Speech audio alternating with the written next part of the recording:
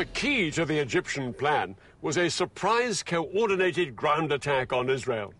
The Syrians would attack on the Golan at exactly the same moment as the Egyptians struck along the entire length of the canal. But Shazli knew that no matter how stunned the Israelis might be by this two-pronged offensive, they would soon counterattack with their most lethal weapon, their air force. And that was where the SAM missiles came in. Shazli concentrated his SAMs along the Suez Canal. These missiles could bring down any Israeli planes that came within 15 miles. The SAMs and regular artillery guns would create a protective umbrella, shown here in red, under which Egyptian boats and infantry could cross safely. They would then seize the forts of the Bar-Lev line and secure a strip of land a few miles deep into the Sinai. The date of the attack was set for October the 6th, when the tides would give the most favourable conditions for crossing the canal.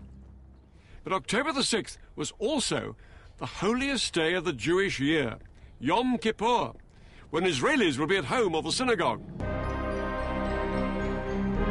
Egypt and Syria were poised to launch their attack.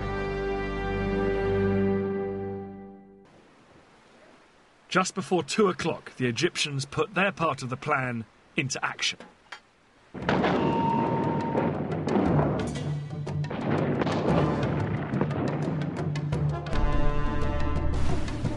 Thousands of Egypt's best-trained commandos crossed the Suez Canal in rubber dinghies. They landed on the east bank in the gaps between the forts of the Bar-Lev line. The eastern bank of the canal now became a battlefield.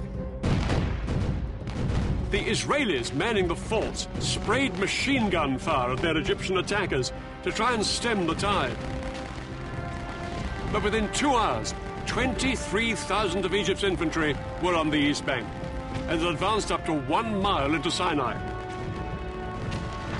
But the Israelis were sure that their air force would come to the rescue. The first Israeli jets were sent in at 4 p.m., flying low over the desert. But as they approached the canal, they found themselves under attack from the ground. The Egyptian SAM missiles and anti-aircraft guns caused havoc.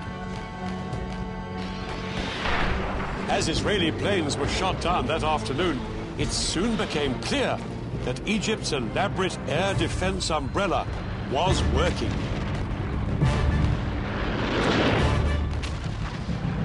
Israel's single greatest weapon, its air force, was virtually powerless to hold back the Egyptian onslaught.